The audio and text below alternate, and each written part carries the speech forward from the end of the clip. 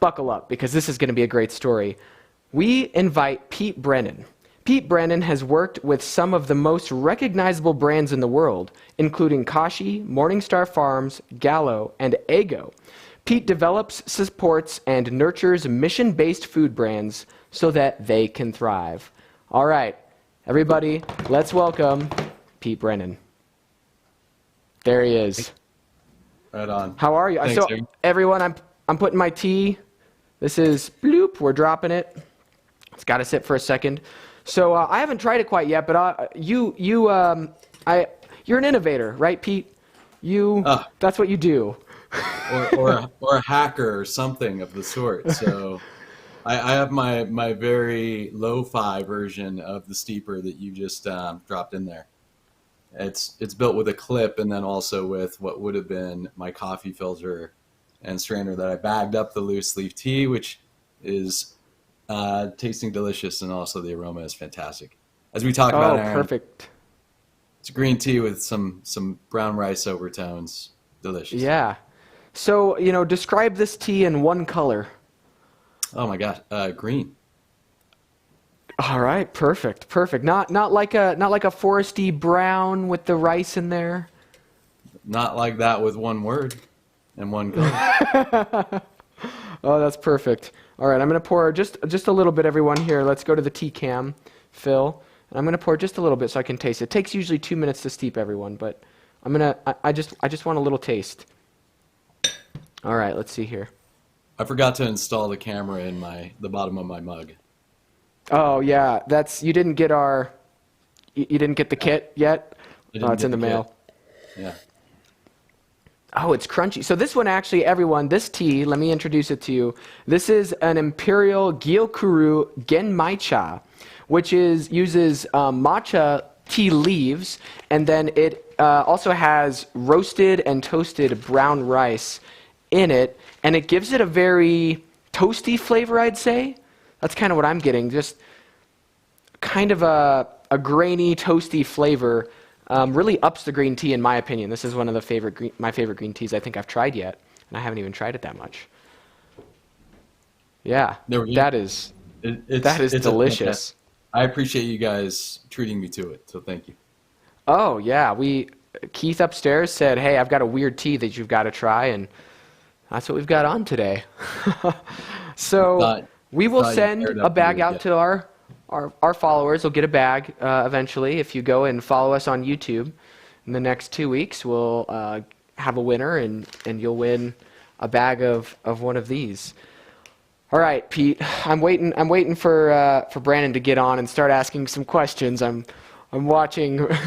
So first off, just so everybody knows, how do you know? So everyone, Brandon Hernandez with Whole Brain Consulting. How do you know him? How are you connected? How are we connected? It's a small world in the natural products industry, and we met early on years ago. I worked with his co-founder and partner in crime while I was over working on Kashi, and we've been good friends for years. So Brandon's a great guy. Whole Brain Consulting does some great work, and just proud to be associated with them on many levels, including serving with them on the Naturally Network board. So shout out to Brandon Hernandez and crew. And I love the fact that they're supporting what you guys are doing too. Oh, thank you. Yeah, we owe a lot to them. The show, for one. All right, so first we're going to dive into some questions that are just kind of rapid fire. So it's just kind of first thing to your mind. Some might be this or that, and you choose one, or just different opinions that you have. So the first one is physical book or audiobook? Always physical. Okay. LinkedIn or Instagram? I lurk on both. I have been posting less than I probably want to or maybe should on both. But you'll find me out there. All I'm right. going to say professional. I'm going to go link. It's not the one answer, right? So the LinkedIn, professional, here's what I'm up to, and anything brand. I'm going to go with Insta on the personal. Okay. salsa verde, sea salt, or nacho flavor chips? There was a time during my Soñar days when I used to have to say they were all my favorite children. But at this point, I'm going to probably lean on salsa verde, a little spicy. Okay, okay. Yeah. And then what book does every marketer have to read? I'm going to throw out a plug for Dr. James Richardson and Ramping Your Brand. So if you guys Ramping Your haven't checked Brand. out this book and you're into building brands, especially looking to understand how emerging brands not only are built, but also understanding their first year in market plus, it's a great one. Provides some great context and some good competition. And Okay, that's I'm great. going to give a bonus shout out to something that influenced me early on that I still go back to reference. And that's How Brands Become Icons by Douglas Holt. So check that one Okay, out. For me, it was a game changer in terms of just opening my eyes to what's possible with brands and what yep. they mean to people. So there you go. That's great. Josh, our in-studio producer, go order those. All right. We have had a lot of people. Anybody watching, please leave comments, leave questions for Pete. Brandon, I know you're out there. I can sense you. So yeah, go ahead and leave your questions in the comments section on either YouTube or Facebook, and we'll get those to Pete if time allows. And we're going to go ahead and dive into your story from essentially how you got to where you are. So you've worked with some of the biggest food brands in the world, like I have mentioned before. And I want to know, how did you start out, and what was your journey like from getting from wine to waffles, as you put in your own terms? One, I probably wouldn't be here talking with you if I hadn't started on the wine side and with a great company called the Gallo Winery right out of undergrad, right? And I was lucky enough, especially looking back at this in hindsight, to have started on the retail side of that business. And what I mean by that is I started as a sales representative as a part of their management development program. I believe that program is still running today. And it provides awesome opportunities for college graduates coming out to be able to learn the ropes, especially if they want to end up going into brand, or if they really just want to understand the business from top to bottom, right? Because you're there, you're at the shelf, you're out there in stores with the consumer, with the customer, selling in, dealing with merchandising, understanding all the principles that go into the in-store and retail experience. So I started there, and I can take you all the way through, but I had the opportunity to work on some great brands at Gallo. I had the opportunity to work with some great people and also to understand what a great culture is all about in a very entrepreneurial type environment that allowed me as a young man and young in my career to be able to take on a lot more responsibility than probably what I was ready for. And that's sort of Right. I would say, a trademark of a lot of what happens over at Gallo, right? But you learn through it. You learn all of the functions there that deliver on the product that you're ultimately out there selling as you go through the steps of becoming a sales rep up through sales management. And then ultimately, at a couple years in, or a little less, I had the opportunity to go up to headquarters and start my brand career, start marketing. And Wow. a number of people that allowed that to happen prior to me going and getting my MBA, prior to me, really having a good strategic sense of exactly what I was doing or how I was approaching brand. But with a lot of passion for what I was doing and what I thought was possible and what we could create. And then with a number of people that helped to mentor me and help me to learn what I didn't know and what I needed to know. That's And great. so worked on a number of the most premium of all the brands. I started my career working on Bartles and James wine coolers, and then Ooh. moved. Oh yeah, only the finest. And then, but it was a great study on a brand that had built to become an icon, and that was one of the top 100 marketing campaigns even to this day. That I was fortunate enough to have inherited all that work, to have learned what it took to get there and how they built it, and from learning how they built it, then look to build into my own repertoire how I was going to be able to take that type of a playbook and apply it to brands that I would be working on in the future, right? So I learned the business, I learned all of the things that make a brand work, not just the consumer marketing side, but also even the financial and operational components of it. And then with that, was able to develop into a few other brands that I get to work on over there, and go back to business school and took some time off to do that. And then I went back full time to Notre Dame. And important, only mention that because Notre Dame has a real focus on not only the opportunity to focus on consumer marketing, but marketing in society. This will have some points I think that we'll hit on a little later, but some great professors like Wilkie and others who has published a lot of work on just really what does it mean to market a brand and a product, and how can that do some good in the world. And so I took some of that influence back into the work that I was doing at Gallo, and I then had the opportunity, as I continued up through the ranks, working on more premium brands such as Carlo Rossi. You might know it as the 4-liter wine, but doing some good work there, and having some fun with that, and built some fun campaigns, and ultimately learned a whole bunch working on that business that then provided me the opportunity to be able to make that jump from wine to waffles, as we say. So we moved from Modesto, California with the Gallo Winery. I had hit some marks over at Gallo, had a friend and mentor who reached out and said, what do you want to do when you grow up?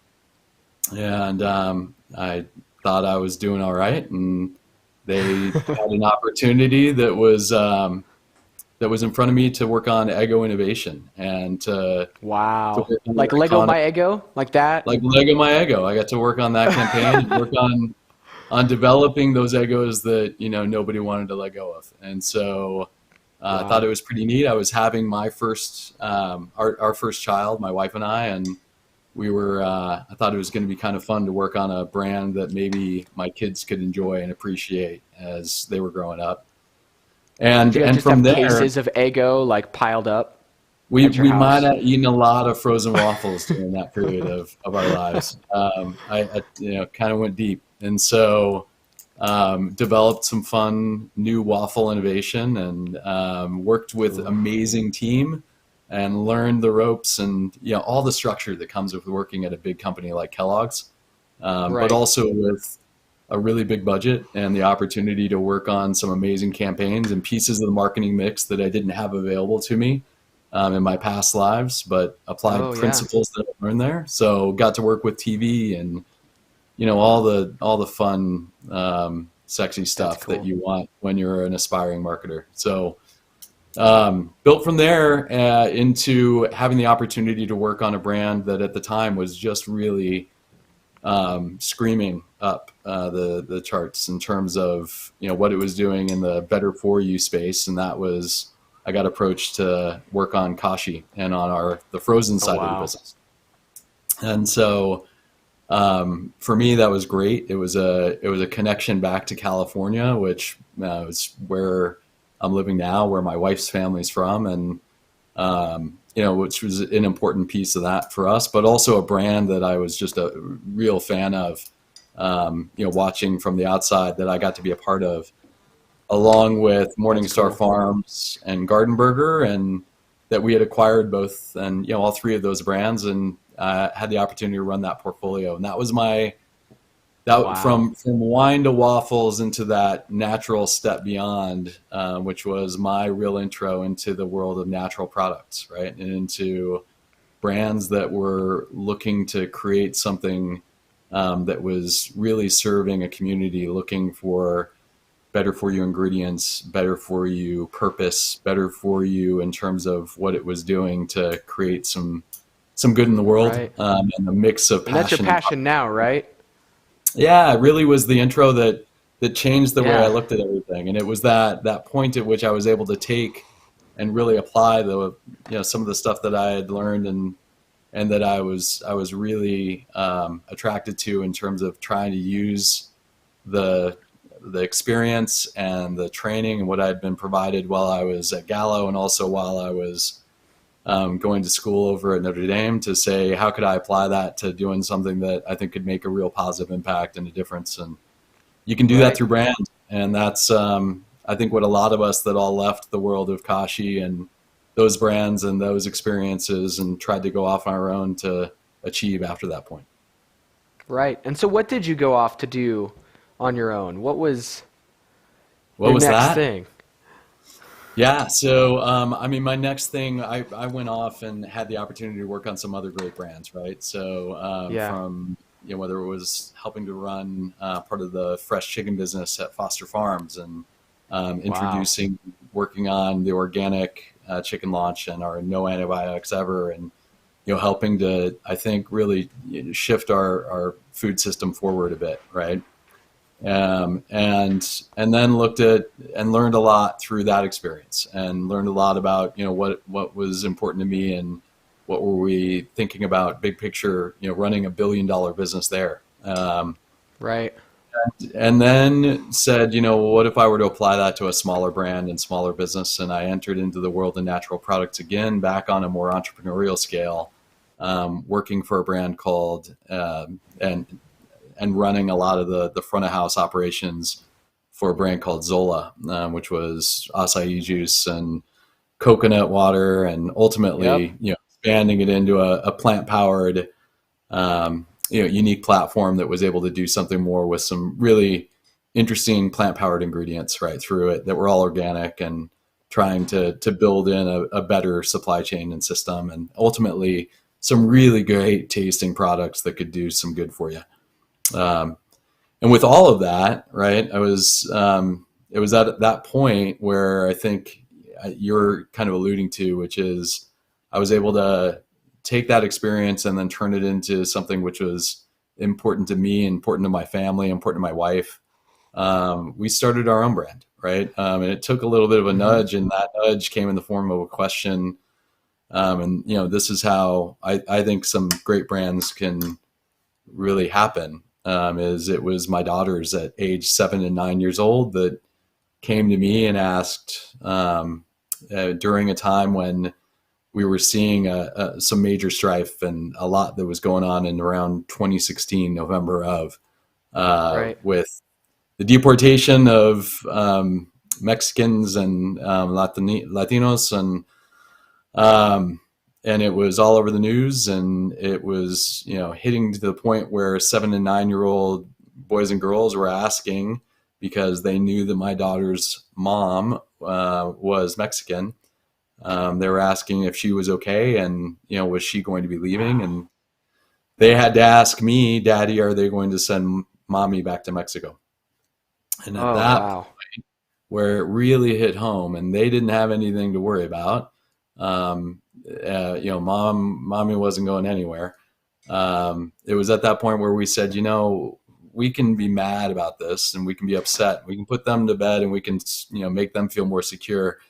But there are millions of kids and others out there who aren't in the same situation, and and an undeserving community that is right now not really it not being treated properly, and also the positives not Yeah. being celebrated that are coming out of that community.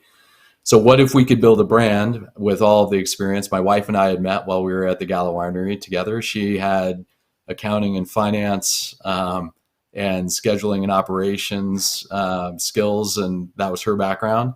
And mine was brand innovation and general management and sales. And said, what if we combined efforts, and what if we built our own brand, and what if we built our own business that could really Wow. take us on a mission to be able to counter the negatives with positives, and build a brand that was all about that. And we built a brand called Soñar, that was means to dream. in Spanish. And Yeah. that was our dream, was to create something that we thought could, do something for the greater good. And it was an organic, grain-free chip brand. Wow. There was some pretty tasty chips, but Beautiful story. yeah, thank you. So those are the Wow. things. And now today I get to work on a whole bunch of brands. And I get to work with some really great people and with other founders and entrepreneurs and those who want to do some of the same, who have their mission and their values and their purpose, mapped to create great brands. I get to do that through Purely Righteous Brands, and it's a bunch of us who were ex-Kashi folks in exile, we call it, sort of folks who, went out and did our own thing, and in some form or fashion have become seasoned operators and individuals who are really passionate about trying to build brands and help to solve problems for those brands that are out to do something for the greater good. They're looking to achieve something that's more than just profit, better for people, better for the planet, and ultimately, something that we can triple bottom line and more. So, yeah. Yep. Wow. And so one of those business people, entrepreneurs that you've run into, as we've mentioned, is Brandon Hernandez, and he actually has a question for you. Oh, fantastic. And his question is, he said, what is your favorite part of the CPG world other than him? So, I mean, he just took my answer right out of my mouth. I think that, my favorite part of the CPG world is, and I will throw a nice shout out to Brandon, is that honestly, it's good to, one, work with people and to know people that are in this business, especially this segment of our business that is focusing on mission-driven brands or emerging brands, and that are, based in the natural organic product space. Because I think you'll find that everybody there, for the most part, is pointing towards a North Star that we can all sort of believe in and feel good about.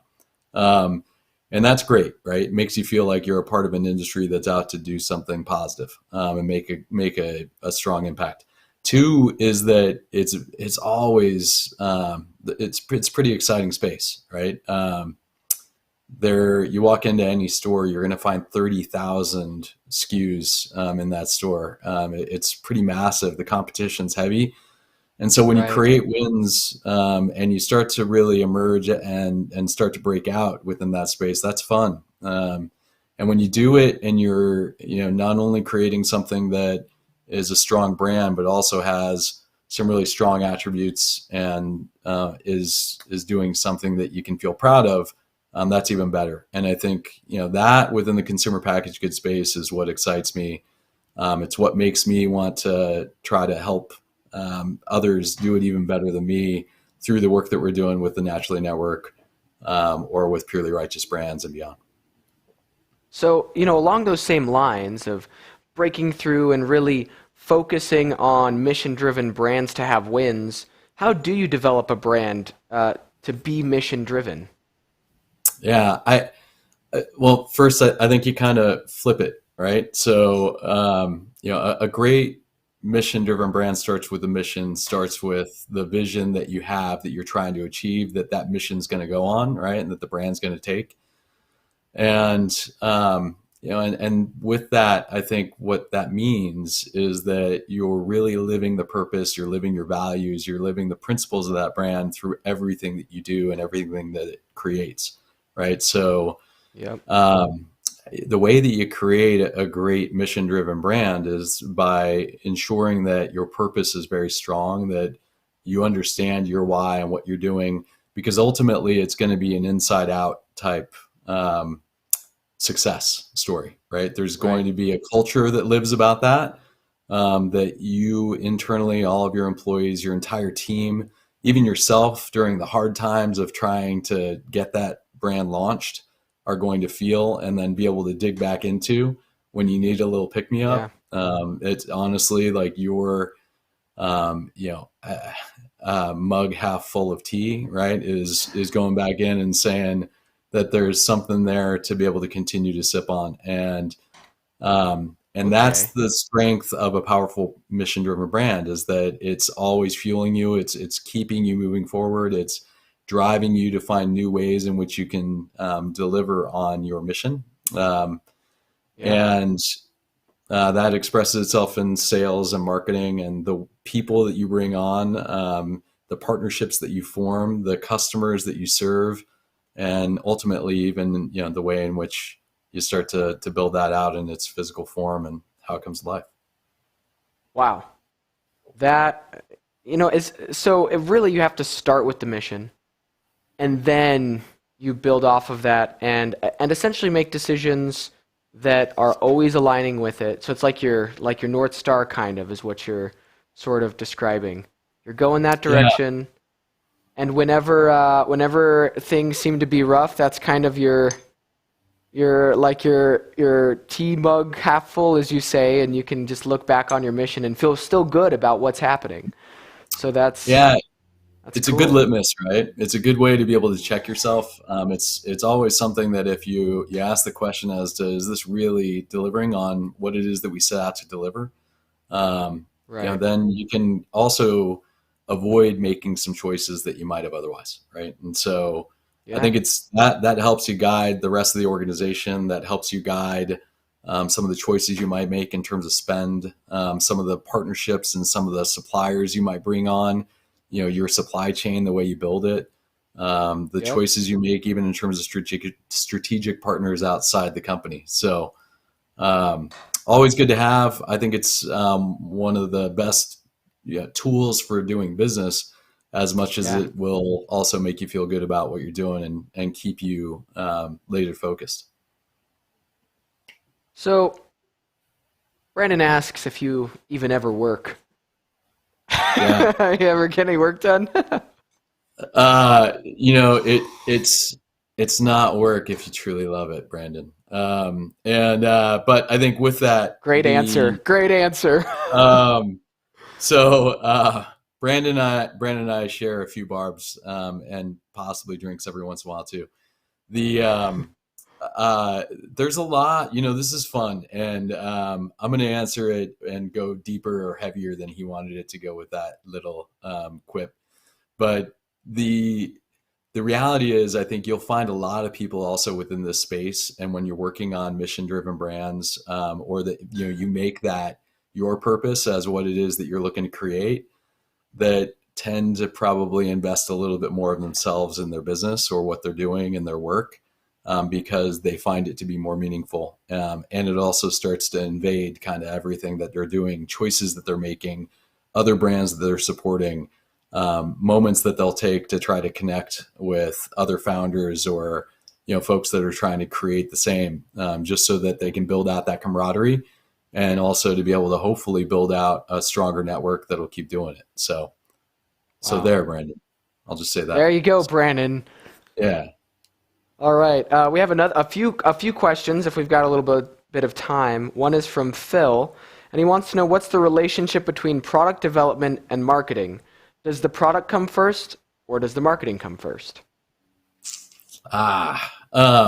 So product's a part of those P's, right? That are all a part of, whatever in terms of the Oh yeah, the marketing. the 18 Uh, P's now or whatever it is, yeah, I the think we're up to product like price. 19, but yeah, it's one of those. So I think a lot of times that they come hand in hand. Marketing to me is just every brand is the expression of an idea. That idea better be expressed through the product. Everything better weave together. Especially when it's mission driven, you kind of go back and forth, and there's a toggle that you're doing between your purpose and the way in which you're sourcing your ingredients, the ingredients that you'll Mm, choose to use and not use within the product. So it's a little bit of both, right? When I was developing I'll just use an example of our grain-free tortilla chips with my wife. We were very choiceful. It was an organic grain-free tortilla chip. That is not easy to make, yeah. and to be able to get that product, which was something that was born out of saying we wanted to create a platform that would be built on a high velocity segment of the category that was, serving sort of Latin inspired recipes or products themselves, like snacks. Yeah. Chips fell in that space, and then to do it with the mission in mind of being nutrient dense, of being organically sourced, of saying that we wanted to play in the grain-free space for reasons that were important to the community, and to be able to create something then that was also, had some hurdles on the nutritional marks. We kept going back and forth and really pressure testing how that's going to work. And then at the end of the day, it also always in food and beverage has to taste good, right? Has to be a positive experience. Right. And so, that's how it comes together. So I think it's both. It's got to play hand in hand. You got to continue to pressure test it as you're going. But you got to start with a great brief and a great reason for developing the product the way you're developing it. Right. Yeah. And Peter Romero asks, off of your answer here with Soñar, is that still going? Are you still doing that product line? We had to shut it down at the end of 2020, unfortunately. So we had a good run. COVID kind of kicked our ass in a couple ways. And COVID kicked everyone's ass. I think so. So it had a bit of a run, but we made that choice only so that we, as a husband-wife team, that we were bootstrapping that business. Very passionate about everything that it meant. Very proud of all that we'd created with it. It was at a moment where, when you think back to Q3 of 2020, Q4, Q3, there wasn't a great line of sight to what was going to be our future, and what that meant in terms of our finances and how we're going to be able to run it. We just didn't know. So we put that on the back burner. We shut it down. We unwound it. It's something, again, that I think we both feel very proud of what we created with it. But at the end of the day, we're now, we also promised ourselves that we would take from that, what was the inspiration, what was the motivation to do it, and apply it to what we're doing today. So I get to work over at Purely Righteous Brands, helping others to create some stuff that they can be very proud of and that I can be proud of working with them on. And my wife works for Kitchen Table Advisors and does some really neat work with micro farming, and ultimately building out the foundation for more organic, regenerative land to be grown here in Northern California, and working with Latinx community and others to do it. So we get to have it live on in spirit, I suppose, but not as the brand, and ultimately still trying to maintain our objectives, our mission for what we were doing, just applying it in some different ways. Well, it sounds like you and your wife are helping to move the food industry, the CPG space, just into a much, in my opinion, better direction. For those watching, hopefully that's your opinion too. But in my opinion, that's what it seems like to me. And, is there any last bits of advice that you'd have for anyone looking to build brands, looking to get into your space? And then how can people follow you to follow your journey and get more bits of advice from you? All right. So I'll hit the first part. The last bit of advice is honestly you're going to, for all who are coming up in the marketing world, there are going to be opportunities that are presented to you to create some really fun stuff. And just, I think we can all do that. We can all have some fun, and there needs to be a little bit of levity with that. But there's an opportunity for us to do something more with the powers that be, right, and that are provided to us through these opportunities. And so, just think about those choices, think about the brands, think about the products that you're creating and how they do have the ability to be additive to the world that we're all in. Because I think if we're going to continue to support everything that we need to in order to try to get things back on track, that's important, and we all have a play in that. And for some of us that have the great opportunity to be able to really drive it forward through the business that we're doing, just look to try to point that in the direction that you can feel good about and that you think is going to make a positive impact. Because I tell you, at the end of a rough day or a rough week, it's something that can, be that comfort to make you feel good about what you're doing. Second is, how can you follow me? Check out Purely Righteous Brands, what we do. That's where a lot of my time is spent and work when I'm not out. Drop the link in there, everyone. On soccer fields and doing that. And then also with Naturally Bay Area, up here in the Bay Area, doing some positive work with other emerging brands within the natural product space, and then helping across the entire network, working with guys like Brandon and crew to be able to do that. Brandon says he loves you, by the way. Yeah, I love him too. He's a good dude. And he's family. So outside of that, check me out. I will probably be posting more on LinkedIn. I took a little break there, but that's usually the space where I'll talk about more of the marketing stuff, and I keep the Facebook and Instagram world to more personal stuff where you got to watch me post up soccer stuff about my daughters or school stuff or whatever. Which nobody needs to see outside of me. All right. Well, hey, Pete, thank you so much for being on the show. We really appreciate it, and all of the great advice you've given about really following a purpose and building a mission so that that will guide you through your life decisions, your work decisions, and your brand decisions. That's some great advice. And thank you to our entire audience today. We actually had a pretty big live audience today, a little bit larger than usual. Most of our people watch after the fact, but thank you to our entire audience. Thank you for supporting Marketing Tip Tea Time. Again, please go subscribe, like, follow, share.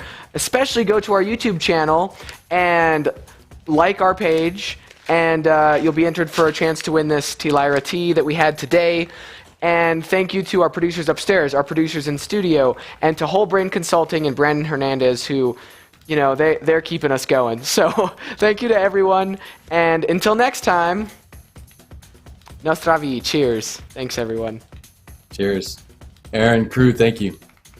Thank you.